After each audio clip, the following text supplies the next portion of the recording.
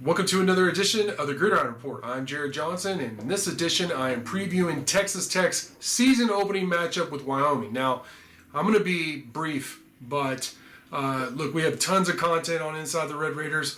Mighty Joe's going to have his written preview posted by Thursday night or Friday morning, and then we have season predictions already posted. We're going to have game predictions from the entire staff on Inside the Red Raiders. Mighty Joe and I already have a season preview video posted. We have a podcast of what we want to see from Texas Tech, specifically against Wyoming, focusing on the trenches on both sides of the ball.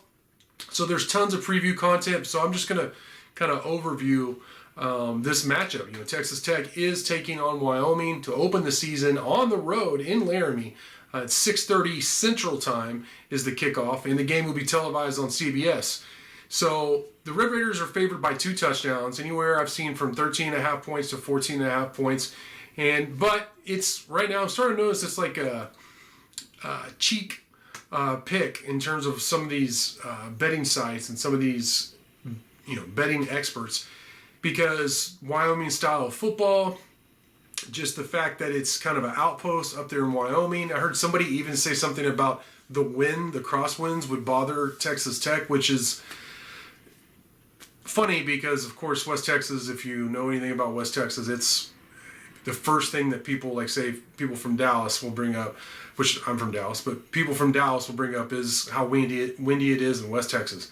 So I don't foresee the windy weather bothering Texas Tech. I mean, they should come out in spring ball and see how windy it is. The elevation, I think, has probably been overplayed. Texas Tech has an advantage in terms of depth, and the elevation in Lubbock is actually pretty high. It's not as high as Laramie, Wyoming, the highest elevation of any Division I stadium in the country. But I just think some of these things are going to be negated that I'm hearing are going to be big factors. I think it's going to be decided by the players, the talent on the field. And Wyoming's a good team, Coach Craig Bull, this is his 10th season, which he'll be the longest tenured head coach in Wyoming football history.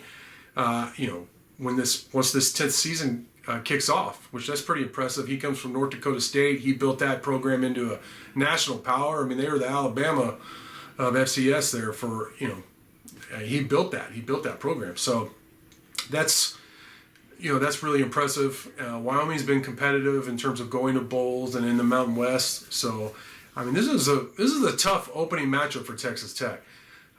Wyoming brings back 17 starters, including 10 on defense. And I think you have to start with linebacker Easton Gibbs, who is the preseason Mountain West Defensive Player of the Year. He had 121 tackles, 9 stops for loss last season, so that he's a good football player. Devin Harris is one of those athletic defensive ends that every team seems to have, but he's a really good football player. And they have a couple of other good defensive linemen in there. So, I mean, Wyoming's defense could pose some problems for Texas Tech, but Texas Tech brings back a lot on offense as well. They believe they've upgraded their offensive line, and so to me, that's an early test. Now, while Wyoming does have a good defensive line, some good players, and has a strength of or arguably the strength of their team, I mean, Tech's going to face some other really good defensive lines and defensive fronts coming up. I mean, they have Oregon next week, and then throughout the Big 12, the Kansas States and the TCUs and the Baylors of the world, they all have really good defensive lines. So it's not like Texas Tech is not used to, in terms of year in and year out playing really good defensive lines, and this isn't going to be the best defensive front Tech plays, but it's a good one.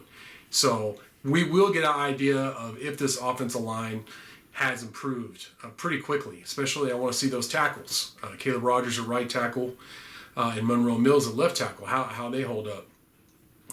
And then on the other side of the ball, look, Wyoming, they are a heavy personnel, 12, 13 personnel, which is one back, two to three tight ends. They do that a lot, and they want to pound the rock and slow down the opposing team's offenses by keeping the ball out of their hands, and really limit the amount of possessions the other teams have. So it's one of those ground and pound and play defense programs, and they've had success with it. So, but they have their projected 2 starting running backs were both out coming into camp. The 2 guys they thought were going to be their guys, both of them got hurt. One got hurt in camp towards ACL and is going to miss the season. One is coming off an injury from late last year and is not ready yet. So it's going to be interesting to see. And I have a scouting report listing all these guys on both sides of the ball to watch out for. I'll post it on Inside the Red Raiders, a quick scouting report on Wyoming. So check that out if you haven't. But, that might limit. I mean, just common sense. If your top 2 running backs go down and you're a ground and pound team, that might limit what Wyoming can do this week. And also, they have experienced line overall, but their 2 guards are pretty inexperienced.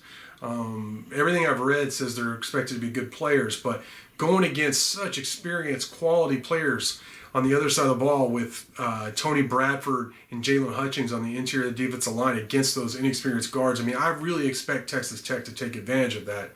And that should free up the linebackers to run around and make plays and some of the safeties who come up in the box. So,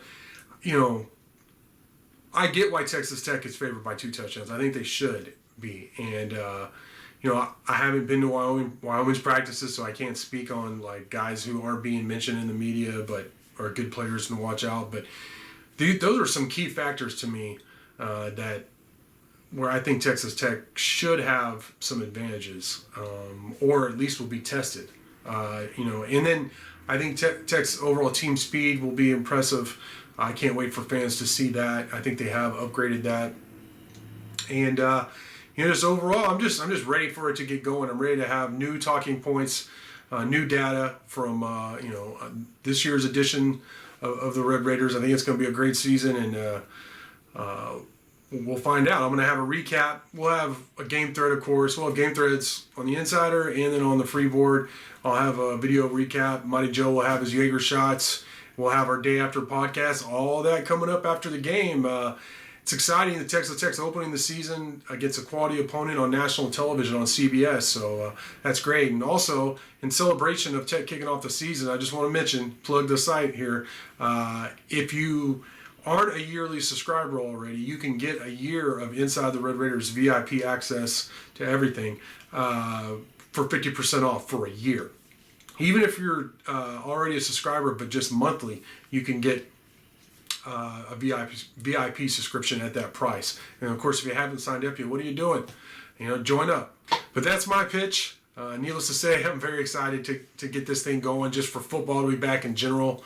This is my time of the year. This is like Christmas to me, and I can't wait. But for now, I want to thank you for watching, and until next time.